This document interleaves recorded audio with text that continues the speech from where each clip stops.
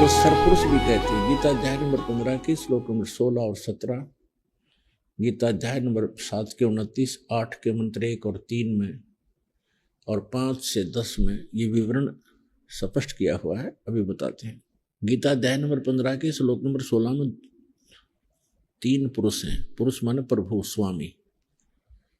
एक सरपुरुष है, ये 21 ब्रह्मांड का स्वामी है। दूसरा अक्षर पुरुष है, जिसको परब्रह्म भी कहते हैं। ये इसको अक्षर ब्रह्म भी कहते हैं, अक्षर पुरुष भी कहते हैं। ऐसे ही सरपुरुष जो काल है, इसको सरब्रह्म भी कहते हैं, किसी ब्रह्मांड का स्वामी। अक्षर पुरुष, परम अक्षर ब्रह्म, ये परब्रह्म कहो और अक्षर पुरुष कहो। ये 7 शंख ब्रह्मांड का स्वामी है। 7 नील पद्म शंख, ये इतना स्वामी है। और ये दोनों सरपुरुष और अक्षर पुरुष तथा इनके अंतर्गत जितने प्राणी हैं, ये सभी नासवान हैं। जीव आत्मा तो किसी की नहीं मरती, वो तो विषय अलग है। इसलिए गीता अध्याय नंबर 15 के श्लोक नंबर 17 में तुरंत कहा है कि अर्जुन, उत्तम पुरुष है तू अन्य, परमात्मा इति उदारते। ये लोक तरगम अविश्य विवर्ती अवैश्वर है। तुरंत कहा है कि इन दोनों से, सरपुरुष से और अक्षर पुरुष से, कोई और है, अन्य है, जो उत्तम पुरुष है, पुरुषोत्तम, श्रेष्ठ परमात्मा, श्रेष्ठ प्रभु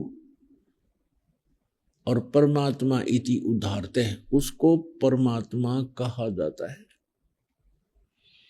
परमात्मा की जो परिभाषा होती है, परम माने श्रेष्ठ, आत्मा माने आत्मा। तो श्रेष्ठ आत्मा वही होता है जो किसी को कभी दुख ना दे, केवल सुख ही सुख दे, उसको परमात्मा कहते हैं। तो हम गलती से यहाँ के भगवान इस सरपुरुष को भी परमात्मा कहते हैं।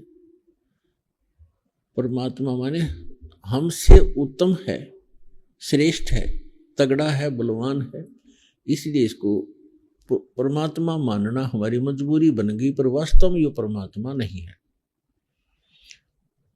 सरपुरुष। ऐसे अक्षर पुरुष ये भी परमात्मा नहीं है। परमात्मा केवल एक ही है, परम अक्षर पुरुष, परम अक्षर ब्रह्म, जो सारी सृष्टि का रचनहार है, सबका उत्पत्ति करता है और सतलोक में रहता है। वहां से गति करके आता है, अच्छी आत्माओं को मिलता है, उनको ज्ञान देते हैं भगवान, और फिर सतलोक से परिचित करा के उनको अपना गवाह बनाकर छोड़ जाते हैं। उन महापुरुषों का ज्ञान और सभी सदग्रंथों में प्रमाण एक जैसे हैं, तो फिर हमने भगवान पहचानने में आसानी बहुत हो जाती है।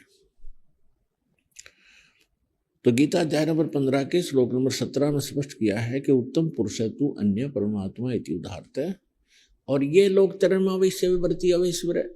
यही तीनों लोकों में, जो तीनों लोकों में प्रवेश करके सबका धारण पोषण करता है।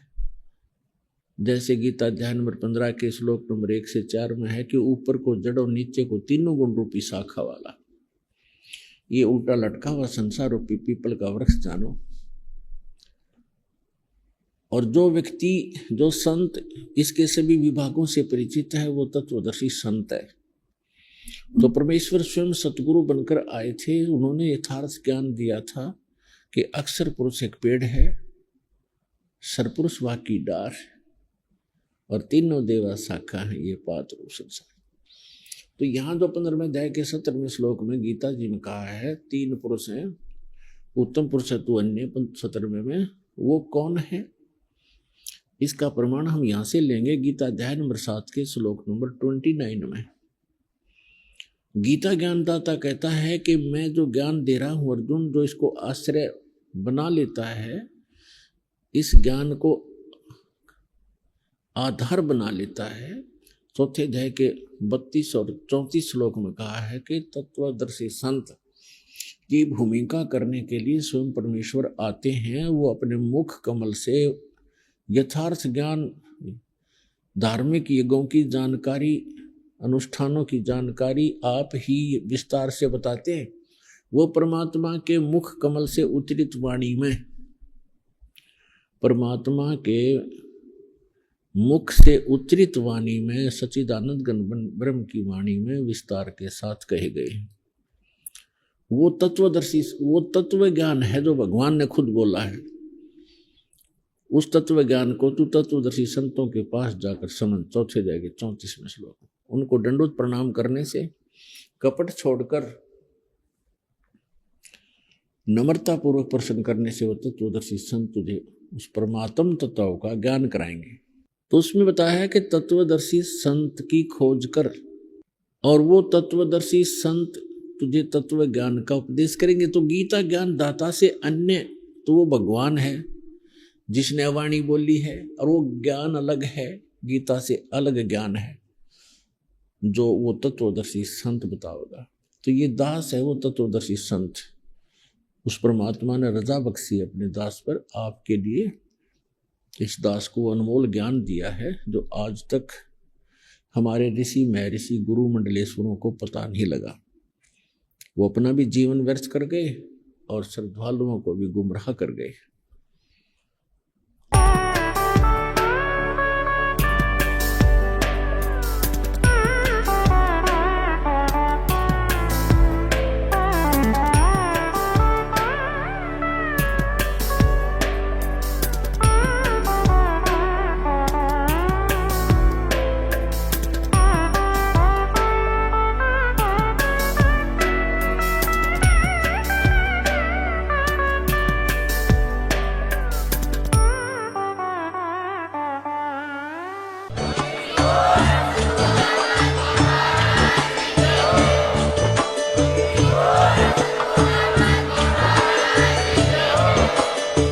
सुन रहे थे जगत गुरु तत्वदर्शी संत रामपाल जी महाराज जी के मंगल प्रवचन। अधिक जानकारी के लिए विजिट कीजिए हमारी वेबसाइट www.jagatgururampalji.org। संत रामपाल जी महाराज जी के शुभ आशीर्वाद से पूरे विश्व भर में 500 से भी ज्यादा नाम दीक्षा केंद्र हैं, जिन पर संत रामपाल जी महाराज जी द्वारा ऑनलाइन निशुल्क नाम दीक्षा दी जा रही है। अपने नजदीकी नाम दीक्षा केंद्र का पता करने के लिए संपर्क करें 8222880541।